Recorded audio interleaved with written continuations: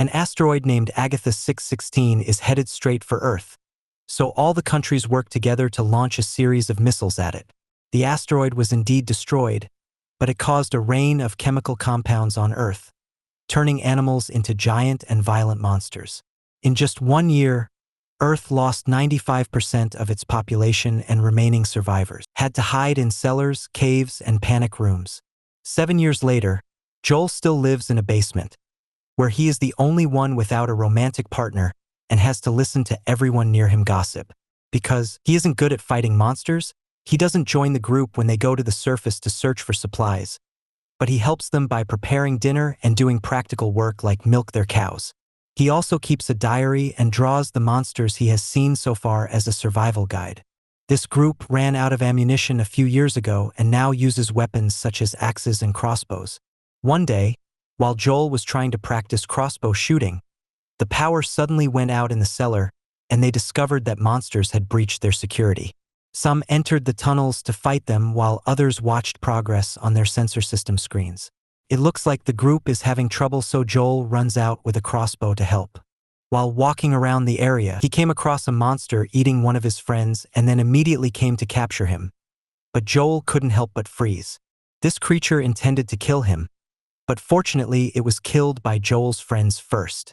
A flashback then shows Joel hanging out with his girlfriend Amy before the apocalypse. After he draws a humorous portrait of her, they begin to kiss, interrupted only by an alarm that warns them of falling rocket fragments and asteroids down to Earth. They had no choice but to rush back to their families. Back in the present, Joel uses the radio to chat with the other bunkers and keep in touch with Amy. Today, he talks to her about the letters he wrote to her, but their connection is suddenly cut off when Joel's radio goes off. This causes another flashback, showing Joel saying goodbye to Amy and saying, "I love you," before each of them escapes with their families. In the present, Joel asks the others about Amy's colony and learns that it is 85 miles away. It would take 7 days to get there and could not last long there. Ignoring his friend's warnings, Joel decides not to hide anymore and goes looking for Amy. While exploring outside, Joel found several pieces of the old town spread across the area, with plants and monsters covering every inch. After several hours of walking, he heard a noise. Monsters were nearby, so he hid inside house. However, when he opened the refrigerator, another monster roared at him, so he ran away into the garden. Unfortunately, a giant mutant frog rushes out of the pond and attacks Joel with its long tongue. He dodged in time and was shocked when he fell next to a dog, which started barking at the frog like a good brave boy. Joel tried to take advantage of the opportunity to escape, but the frog stuck out its tongue and grabbed his leg, causing him to fall. He then started pulling Joel into his mouth, but luckily the dog bit his tongue and released Joel. Joel then begins to run away and follows the dog to a bus, where the dog closes the door with a rope, demonstrating that it has been trained. When the frog left the area to search for them, Joel looked around and realized that the dog was hiding here with its owner, who was probably dead. The dog's name is Boy, and he always keeps his owner's clothes with him because he misses them. Joel spent the night on the bus, and in the morning, Boy decided to go with him. He even brought some of his master's clothes with him, and Joel stored them in his bag for added safety. As they travel through destroyed cities and overgrown forests, Boy and Joel enjoy each other's company and sometimes even play, even though Boy doesn't know how to catch. However, he knows how to stop Joel from eating the poisonous berries. After wandering for a while, Joel accidentally fell into a hole in the ground, and the bones under his feet showed that it was a monster's nest. He heard the creature in the tunnel and dodged the attack in time, but he wasn't sure he could fight. Luckily, at that moment, a rope fell into the hole thanks to the help of Clyde and Minnow. They took it out of the hole at the same time as all the worms came out, and when a monster jumped out of the hole, they killed it with a katana. They then threw a grenade into a hole to finish off the rest. After that, the four of them started traveling together. Minnow teaches Joel how to shoot a crossbow, and she and Clyde teach him survival lessons. They also shared that they were heading to the mountains where it was too cold for monsters to live. Suddenly, their journey is interrupted when they are approached by a giant snail monster. So Clyde takes Joel's shirt and hides it inside his shell. This snail is very gentle, and as it continues its journey, it will carry Joel's scent with it, which will hopefully make instead the monsters followed him.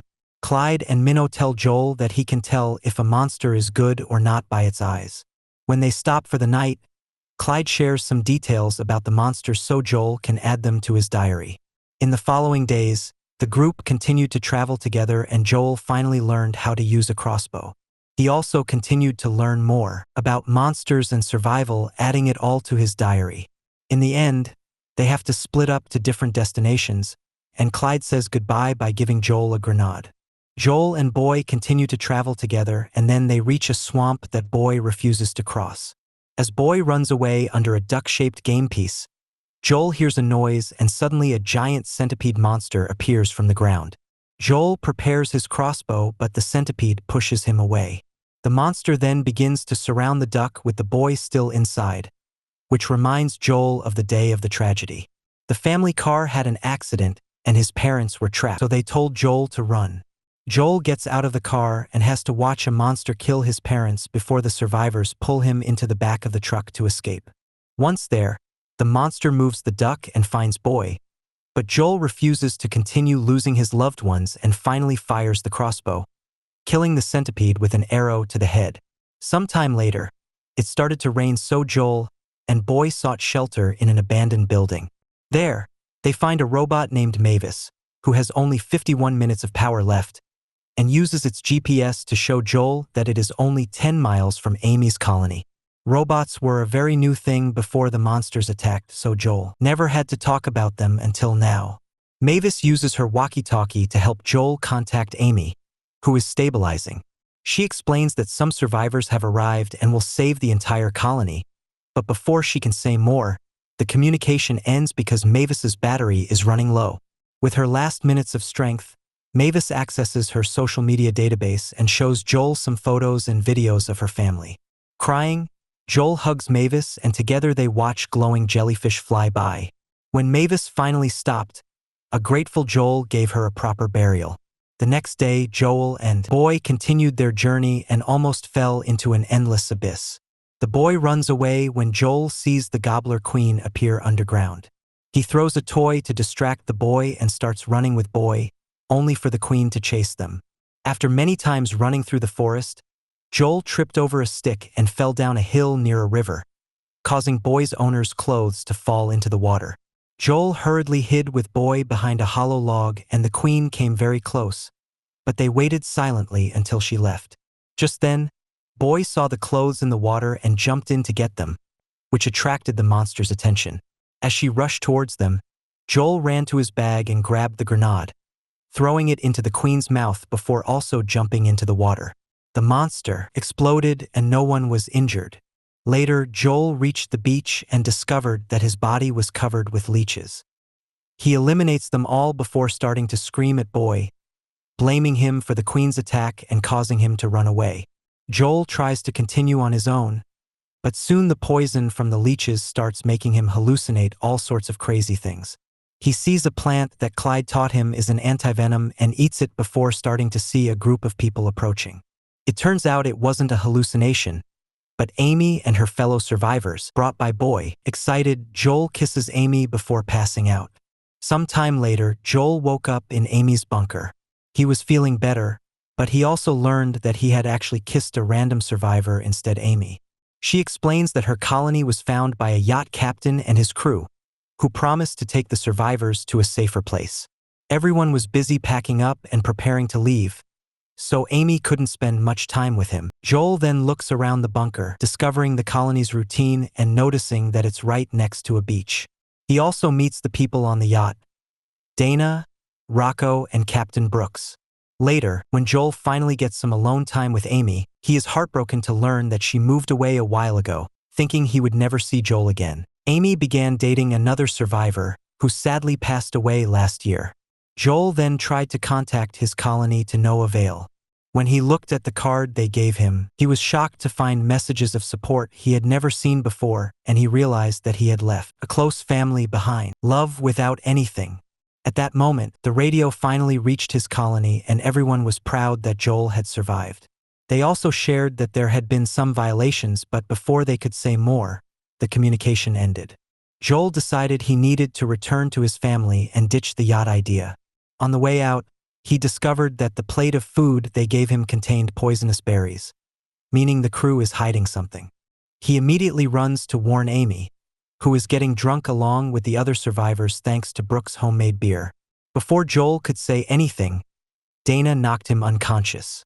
The next morning, Joel wakes up to find himself tied to a barrel along with Amy, and all the survivors have been captured while drunk. After Dana blows up the radio tower, Brooks reveals that he and his crew are stealing supplies from various colonies, and they are moving the yacht by having the monster crab pulled it. Brooks controls this monster through electrical manipulation. At that moment, the crab came out and everyone ran to hide, so Amy took the lid of the barrel and used it to free herself and Joel. She then ran towards Rocco, who opened fire on her. She blocked the bullet with her cap and then attacked him, knocking them both unconscious. Meanwhile, Joel found a trident and ran to stab the crab, causing it to stumble and fall on its back. However, he was arrested, is still alive, and an electric pulse from Brooks knocks Joel down. At this time, Amy recovered and began to fight Dana, taking a few hits but unfortunately still being overwhelmed because Dana had more experience. Soon the crab recovered and began to destroy the herd. The boy comes out and barks at the monster and Dana tries to shoot him, but Amy hits his arm and causes him to hit the crab. Taking advantage of the element of surprise, Amy overpowered Dana, so Brooks intervened and knocked her out before ordering his crew to board the boat. As the crab continued its destruction, Boy avoided its attacks and approached Amy, licking her face to wake her up. Brooks continues to electrocute the crab to make it angrier, and the monster roars at Joel, who looks into its jaws and finds its weak spot before being caught. Amy quickly arrives with the gun dropped by Dana and hands it to Joel, who prepares to kill the crab only to look into his eyes and discover that it is in fact a gentle creature controlled by a real monster. Joel pulls the rope instead and releases the crab, which immediately releases Joel and jumps into the water. Within seconds, he reaches the yacht and eats Dana, Rocco, and Brooks, destroying the yacht. Moments later, when everyone is safe, Joel says goodbye to Amy by hugging her and giving her his diary so she can learn about the monster too. Although they never see each other, he is grateful for the trip because it made him a better man. Before leaving, they share one last kiss. For the next 7 days, Joel and Boy travel together and survive all of their new experiences. Finally, they reach Joel's colony, where they are welcomed with open arms. Joel then sends a radio message to all the other bunkers, teaching them how to survive there and inviting them to go to the mountains where the cold will keep the monsters away. Joel, Boy, and their fellow survivors then set out together to find Clyde and Minnow, and soon the other colonies do the same, eager to start a new life. Don't forget to subscribe to our channel.